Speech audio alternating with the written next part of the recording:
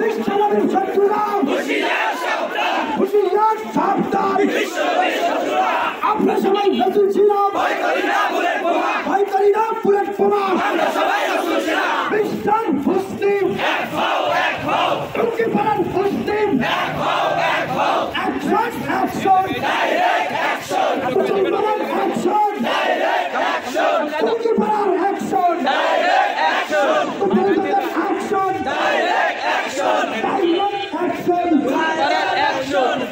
Hindu party শুরু গেলেন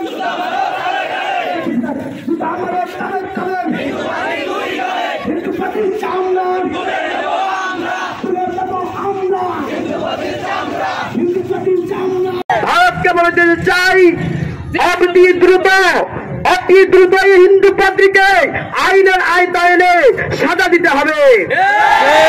আরো বলে দিতে চাই, কত বড় সাহস!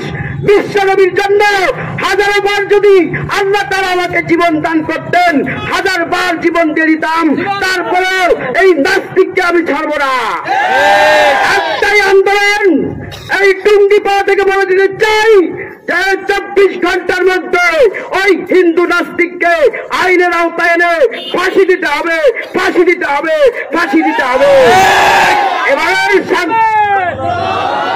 এবারের সংগ্রাম বাংলাদেশে কোরআনের আইনকে বাস্তবায়ন করার সংগ্রাম। এবারের সংগ্রাম বাংলাদেশ থেকে হিন্দুত্ববাদী এই সমস্ত কুলাঙ্গার নাস্তিক পাদ্রী থেকে উত্থান করার সংগ্রাম। এবারের সংগ্রাম রাসূলের বিরুদ্ধে যত মুনাফিক রয়েছে, রাসূলের বিরুদ্ধে যারা চক্রান্ত করেছে, রাসূলের বিরুদ্ধে কুযুক্তি করেছে, তাদের বিরুদ্ধে যুদ্ধের ঘোষণা করলাম। 24 ঘন্টার মধ্যে ইন্ডিয়ার ওই পাদ্রীকে ফাঁসি দিতে হবে। 200 কোটি মুসলমানের অন্তরে এই হিন্দু পাদ্রী যুদ্ধের দামাবাজি দিয়েছে। এই বাংলাদেশের তাওহীদি জনতা খেপে গেছে। বাংলাদেশ নাই, এই বিশ্বের 200 কোটি মুসলমান যুদ্ধের জন্য প্রস্তুত গ্রহণ করছে। অতি দ্রুত ওই হিন্দু পাদ্রীকে আইনের আওতায় এনে তারপরে তাকে ফাঁসি দেওয়া হোক।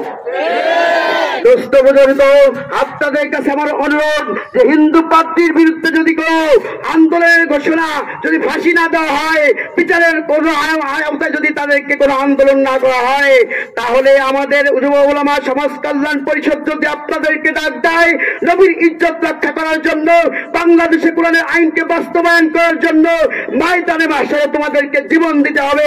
কারা জীবন দেওয়ার জন্য তৈরি আছে? এ পর্যায়ে সংক্ষিপ্ত আলোচনা করবেন আমাদের যুব উলামা সমাজ কল্যাণ পরিষদের মিডিয়া সহকারী পরিচালক জুবাইর আহমদ।